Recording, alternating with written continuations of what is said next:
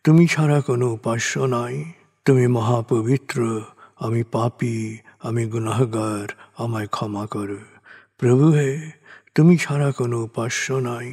তুমি মহাপবিত্র, আমি পাপী, আমি গুনাহগার, আমায় ক্ষমা করো। প্রভু হে, তুমি ছাড়া কোনো উপাস্য নাই। তুমি মহাপবিত্র, আমি পাপী, আমি গুনাহগার, আমায় ক্ষমা করো। প্রভু হে, তুমি ছাড়া কোনো উপাস্য নাই। তুমি মহাপবিত্র, আমি পাপী, আমি গুনাহগার, আমায় ক্ষমা করো। প্রভু হে, তুমি ছাড়া কোনো উপাস্য নাই। তুমি মহাপবিত্র, আমি পাপী, আমি গুনাহগার, আমায় ক্ষমা করো। প্রভু হে, তুমি ছাড়া কোনো উপাস্য নাই। তুমি মহাপবিত্র, আমি পাপী, আমি গুনাহগার, আমায় ক্ষমা করো। প্রভু হে, তুমি ছাড়া কোনো উপাস্য নাই। তুমি মহাপবিত্র, আমি পাপী, আমি গুনাহগার, আমায় ক্ষমা করো। প্রভু হে, তুমি ছাড়া কোনো উপাস্য নাই। তুমি মহাপবিত্র, আমি পাপী, আমি গুনাহগার, আমায় ক্ষমা করো। প্রভু হে, তুমি ছাড়া কোনো উপাস্য নাই। তুমি মহাপবিত্র, আমি পাপী, আমি গুনাহগার, আমায় ক্ষমা করো। প্রভু হে, তুমি ছাড়া কোনো উপাস্য নাই। তুমি মহাপবিত্র, আমি পাপী, আমি গুনাহগার, আমায় ক্ষমা করো। প্রভু হে, তুমি ছাড়া কোনো উপাস্য নাই। তুমি মহাপবিত্র, আমি পাপী, আমি গুনাহগার, আমায় ক্ষমা করো। প্রভু হে, তুমি ছাড়া কোনো উপাস্য নাই। তুমি মহাপবিত্র, আমি পাপী, আমি গুনাহগার, আমায় ক্ষমা করো। প্রভু হে, তুমি ছাড়া কোনো উপাস্য নাই। তুমি মহাপবিত্র, আমি পাপী, আমি গুনাহগার, আমায় ক্ষমা করো। প্রভু হে, তুমি ছাড়া কোনো উপাস্য নাই। তুমি মহাপবিত্র, আমি পাপী, আমি গুনাহগার, আমায় ক্ষমা করো। প্রভু হে, তুমি ছাড়া কোনো উপাস্য নাই। তুমি মহাপবিত্র, আমি পাপী, আমি গুনাহগার, আমায় ক্ষমা করো। প্রভু হে, তুমি ছাড়া কোনো উপাস্য নাই। তুমি মহাপবিত্র, আমি পাপী, আমি গুনাহগার, আমায় ক্ষমা করো। প্রভু হে, তুমি ছাড়া কোনো উপাস্য নাই। তুমি মহাপবিত্র, আমি পাপী, আমি গুনাহগার, আমায় ক্ষমা করো।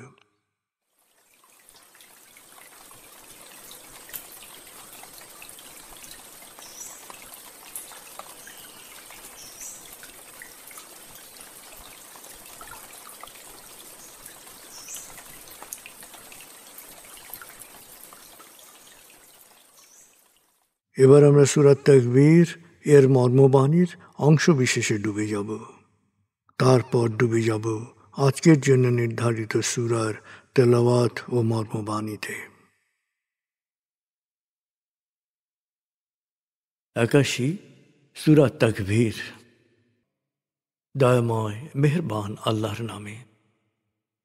যখন সূর্য অন্ধকারে ঢেকে যাবে, যখন তারকারাজি নিজেদের আলো হারাবে, যখন পর্বতমালা মরীচিকার ন্যায় উধাও হবে, যখন পূর্ণ গর্ভবতী উটনী পরিত্যক্ত হবে, যখন সকল বন্য পশুকে একত্র করা হবে, যখন সমুদ্রের জলরাশি স্ফীত হবে, যখন দেহে আবার আত্মা সংযুক্ত হবে, যখন জীবন্ত কবর দেয়া শিশুকন্যাকে জিজ্ঞেস করা হবে কি অপরাধে তাকে হত্যা করা হয়েছিল, যখন প্রত্যেকের আমলনামা দেখানো হবে, যখন আকাশের আবরণ সরানো হবে, যখন জাহান্নামের আগুন গনগনে লাল করা হবে, যখন জান্নাতকে দৃশ্যমান করা হবে, সেদিন প্রত্যেকেই জানতে পারবে কি পরিণতির জন্যে সে নিজেকে প্রস্তুত করেছে, বুঝতে পারবে কি করা উচিত ছিল আর কি করা উচিত হয়নি।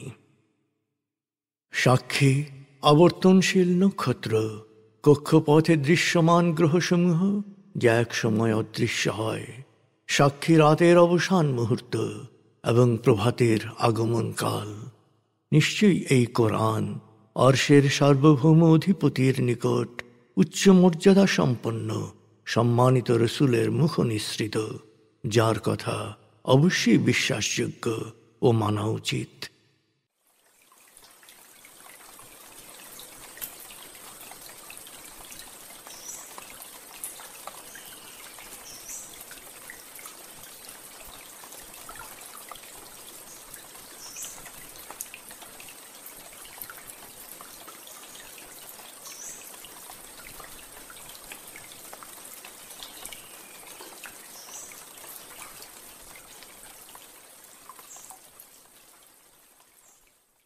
এবার আমরা সূরা আসর ও সূরা জুমআ এর তেলাওয়াত ও মর্মবাণীর গভীরে ডুবে যাব।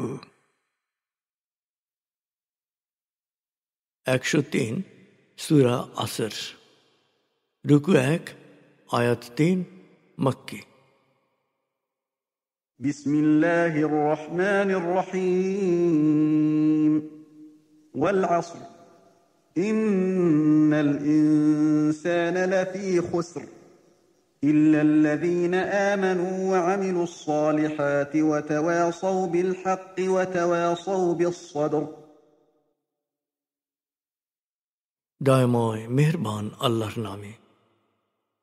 সময়ের শপথ, তাকাও মহাকালের দিকে, তাহলেই বুঝতে পারবে বিশ্বাসী ও সৎকর্মশীল ছাড়া প্রতিটি মানুষ অবশ্যই ক্ষতিতে নিমজ্জিত। বিশ্বাসী ও সৎকর্মশীলরা সংঘবদ্ধভাবে পরস্পরকে সত্যের পথে উদ্বুদ্ধ করে, আর প্রতিকূলতার মুখে ধৈর্যের সাথে পরিস্থিতি পরিবর্তন ও আত্মশুদ্ধির জন্যে নিরলস প্রয়াস চালানোর উপদেশ দেয়। 62 সূরা জুমআ। রুকু 2 আয়াত 11 মাদানী। বিসমিল্লাহির রহমানির রহিম।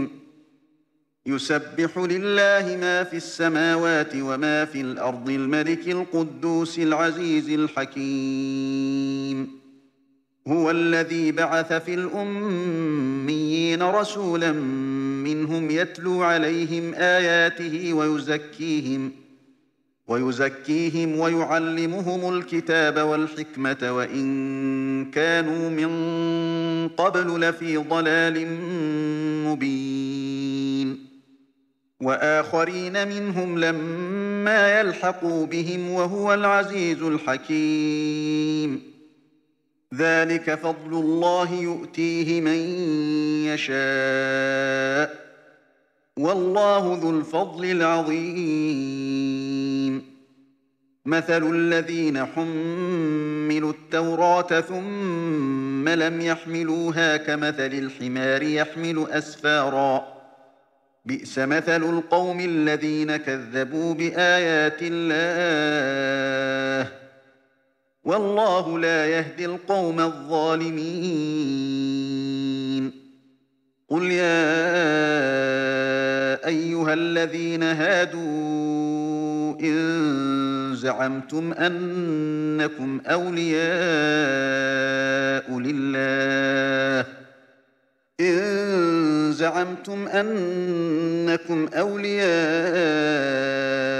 لله من دون الناس فتمنوا الموت إن كنتم صادقين ولا يتمنونه أبدا بما قدمت أيديهم والله عليم بالظالمين. قل إن الموت الذي تفرون منه فإنه ملاقيكم ثم تردون إلى عالم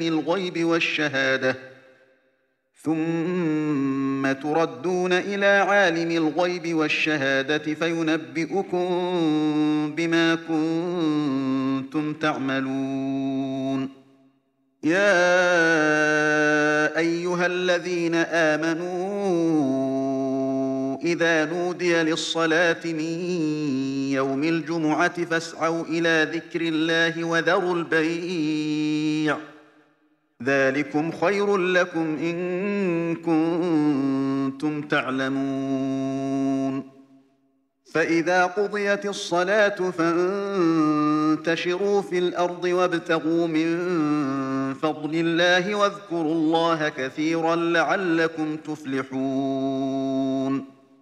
وإذا رأوا تجارة أو لهوا انفضوا إليها وتركوك قائما قل ما عند الله خير من اللهو ومن التجارة والله خير الرازقين.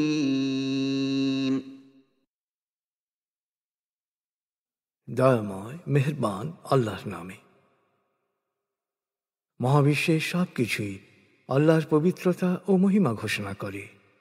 তিনি সব কিছুর মালিক, মহাপবিত্র, মহাপরাক্রমশালী, প্রজ্ঞাময়। তিনি নিরক্ষরদের মধ্য থেকে একজনকে রসূল হিসেবে তাদের কাছে পাঠিয়েছেন সত্যের বাণী প্রচারের জন্যে। সে আমার সত্য বাণী শুনিয়ে তাদের অন্তরকে পরিশুদ্ধ ও জীবনকে পরিশীলিত করে এবং কিতাব ও হিকমা শিক্ষা দেয়। যদিও ইতপূর্বে তারা ঘোর বিভ্রান্তি ও অবিদ্যায় নিমজ্জিত ছিল। এ রসূলকে প্রেরণ করা হয়েছে অনাগত মানুষের জন্যে, যারা এখনো সত্যবাণীর সাথে পরিচিত হয়নি। আল্লাহ মহাপরাক্রমশালী, প্রজ্ঞাময়। এটি আল্লাহর বিশেষ অনুগ্রহ। গ্রহণ করার আগ্রহ ও প্রস্তুতি রয়েছে এমন যে কাউকে তিনি এই অনুগ্রহে অনুগৃহীত করেন। তিনি মহা অনুগ্রহশীল। যাদেরকে তওরাত দেয়া হয়েছিল কিন্তু পরে তা যথার্থভাবে অনুসরণ করেনি, তাদের উপমা হচ্ছে কিতাব বহনকারী গাধা, যে বই বহন করে কিন্তু তা থেকে আলোকিত হতে পারে না।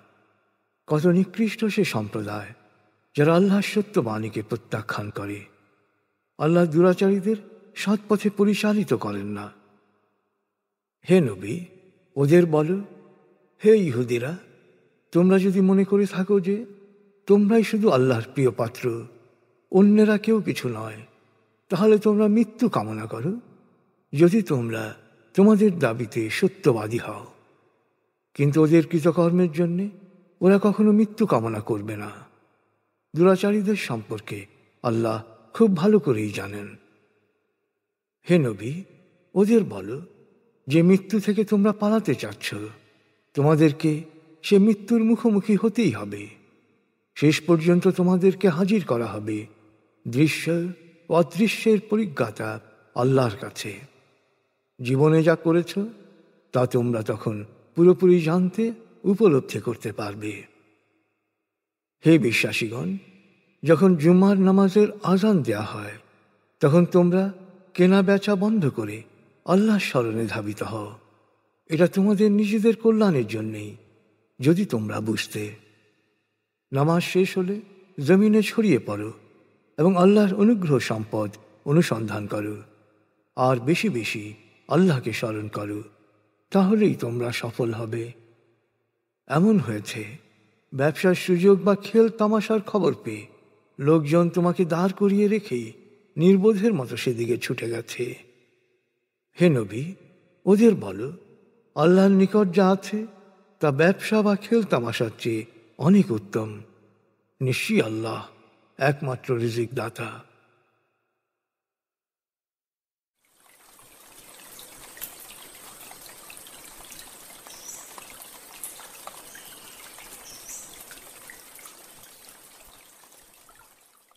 আপনি এতক্ষণ মর্মবাণীর গভীরে ডুবেছিলেন। এবার আপনার মনে মর্মবাণীর যে বিষয়গুলো দাগ কেটেছে সেই বিষয়গুলোর ভাবনায় ডুবে যান।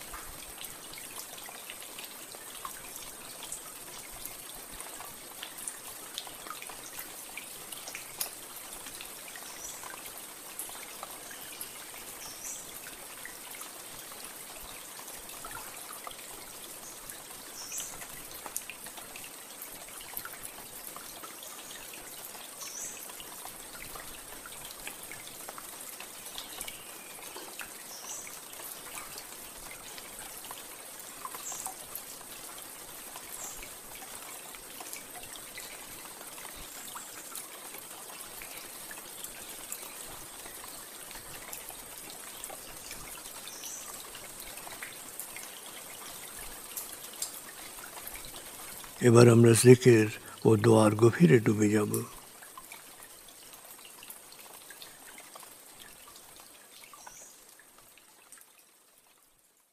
এবার হালকাভাবে চোখ বন্ধ করুন, লম্বা দম নিন, নাক দিয়ে দম নিন, আস্তে আস্তে মুখ দিয়ে দম ছাড়ুন। দম নেবেন পেটে, ছাড়বেন মুখ দিয়ে। দম নেওয়ার চেয়ে দম ছাড়তে সামান্য বেশি সময় নিন।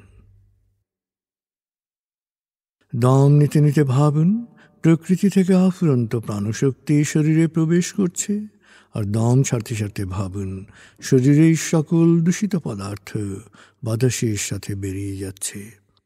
নাক দিয়ে দম নিতে নিতে ভাবুন প্রকৃতি থেকে আফুরন্ত প্রাণশক্তি শরীরে প্রবেশ করছে, আর মুখ দিয়ে দম ছাড়তে ছাড়তে ভাবুন শরীরের সকল দূষিত পদার্থ বাতাসের সাথে বেরিয়ে যাচ্ছে। দম নিতে নিতে ভাবুন প্রকৃতি থেকে আফুরন্ত প্রাণশক্তি শরীরে প্রবেশ করছে, দম ছাড়তে ছাড়তে ভাবুন শরীরের সকল দূষিত পদার্থ বাতাসের সাথে বেরিয়ে যাচ্ছে। দম নিতে নিতে ভাবুন প্রকৃতি থেকে আফুরন্ত প্রাণশক্তি শরীরে প্রবেশ করছে, আর দম ছাড়তে ছাড়তে ভাবুন শরীরের সকল দূষিত পদার্থ বাতাসের সাথে বেরিয়ে যাচ্ছে। দম নিতে নিতে ভাবুন প্রকৃতি থেকে আফুরন্ত প্রাণশক্তি শরীরে প্রবেশ করছে, আর দম ছাড়তে ছাড়তে ভাবুন শরীরের সকল দূষিত পদার্থ বাতাসের সাথে বেরিয়ে যাচ্ছে। এবার দম স্বাভাবিক হতে দিন। স্বাভাবিকভাবে নাক দিয়ে দম নিয়ে নাক দিয়ে দম ছাড়ুন। আপনার অঙ্গ শিথিল ও নিষ্প্রাণ হয়ে আসছে। এবার নাক দিয়ে ধীরে ধীরে দম নিয়ে বেশ সময় নিয়ে ধীরে ধীরে নাক দিয়ে দম ছাড়ুন। দম নেওয়ার চেয়ে ছাড়ায় সময় একটু বেশি নিন। ধীরে ধীরে দম নিন, ধীরে ধীরে দম ছাড়ুন। ধীরে ধীরে দম নিন, ধীরে ধীরে দম ছাড়ুন। ধীরে ধীরে দম নিন, ধীরে ধীরে দম ছাড়ুন। ধীরে ধীরে দম নিন, ধীরে ধীরে দম ছাড়ুন। ধীরে ধীরে দম নিন, ধীরে ধীরে দম ছাড়ুন। এবার দম স্বাভাবিক হতে দিন। আপনি এখন দম খেয়াল করুন। বাতাস নাক দিয়ে ফুসফুসে প্রবেশ করছে, আবার বেরিয়ে আসছে। আপনার পুরো মনোযোগ নাকে দমের প্রবেশ পথে দিন। বাতাস স্বাভাবিক যাওয়া আসা করুক, আপনি শুধু দম খেয়াল করুন।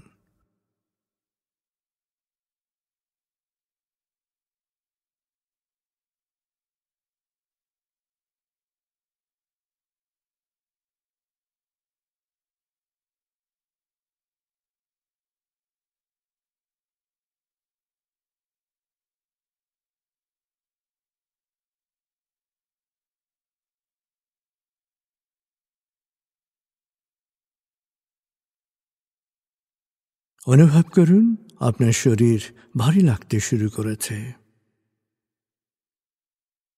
আরাম আরাম আরাম অনুভব করুন শীতলতা স্রোতের মতো, বরফ গলা পানির মতো আপনার মাথা থেকে শরীর বেয়ে নিচের দিকে নেমে যাচ্ছে।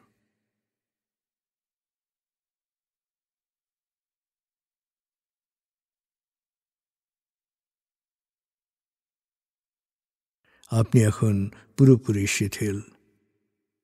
শিথিলায়নের গভীর স্তরে প্রবেশ করেছেন আপনি। আপনার ব্রেন ওয়েভ বিটা স্তর থেকে নেমে গেছে আলফায়। মনের বাড়ির পথে আপনি এখন আলফা স্টেশনে এসে পৌঁছেছেন। এই স্টেশনে আপনার জন্য রয়েছে বিশেষ ওয়েটিং রুম। আলফা স্টেশন থেকে আপনি এখন মনের বাড়িতে যাচ্ছেন। আমি গণনা শুরু করছি। 19।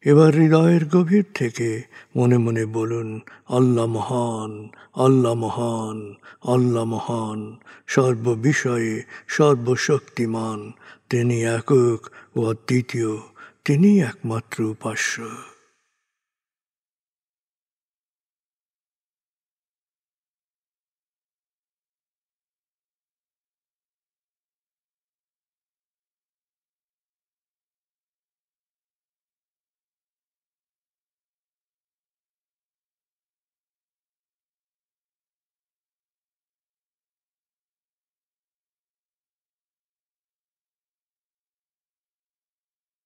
হৃদয়ের গভীর থেকে প্রার্থনা করুন, হে আল্লাহ, তুমি আমাদেরকে বিশ্বাসী, সৎকর্মশীল, সংঘবদ্ধ মানুষ হিসেবে কোয়ান্টাম ফাউন্ডেশনে একাত্ম করেছ।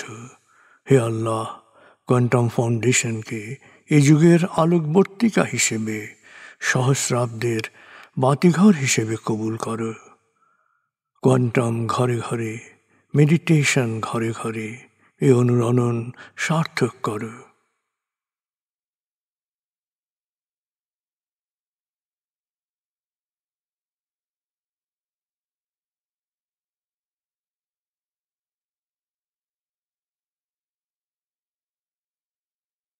হে আল্লাহ, হে দয়াময়, হে মেহেরবান, কোয়ান্টাম ফাউন্ডেশনের সকল কার্যক্রম, শিক্ষা সেবা, শুদ্ধাচার, রক্তদান, এতিমান, প্রবীণ সেবা, চিকিৎসা সেবা, খতনা, মাতৃমঙ্গল, দাফন, কোয়ান্টাম মেথড কোর্স, এই সমস্ত কার্যক্রমকে সদকায়ে জারিয়া হিসেবে কবুল করো। এই কার্যক্রমে যারা সেবা দিয়েছেন তাদের সবার জীবনকে বরকতময়, প্রশান্তিময় করে দাও।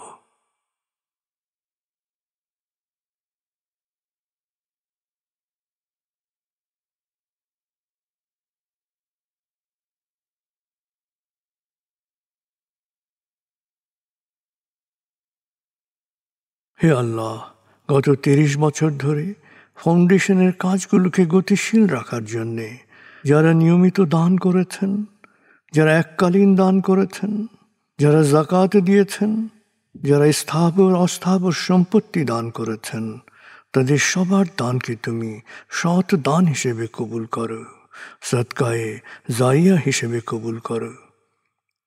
তাদের পরিবারে সুখ ও প্রশান্তি দান করো, তাদের ধন সম্পত্তিতে বরকত দান করো।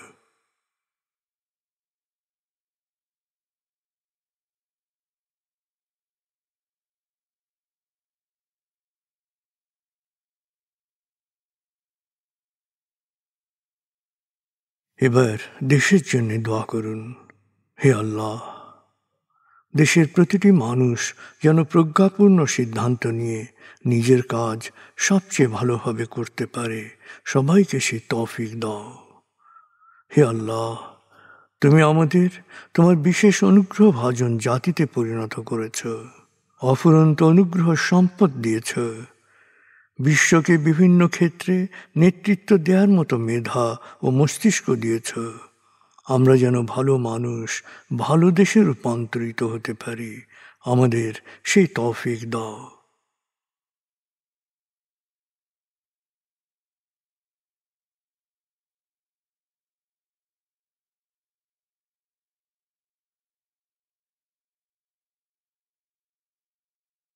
ভালো মানুষ, ভালো দেশ, স্বর্গভূমি বাংলাদেশ।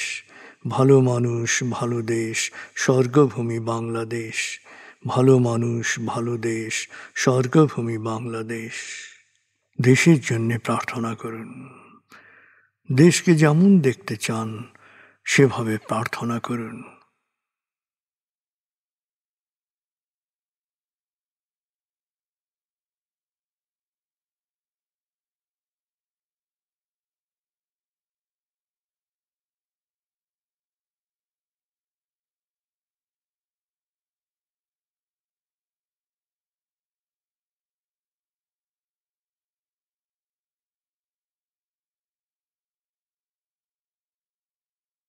হে আল্লাহ,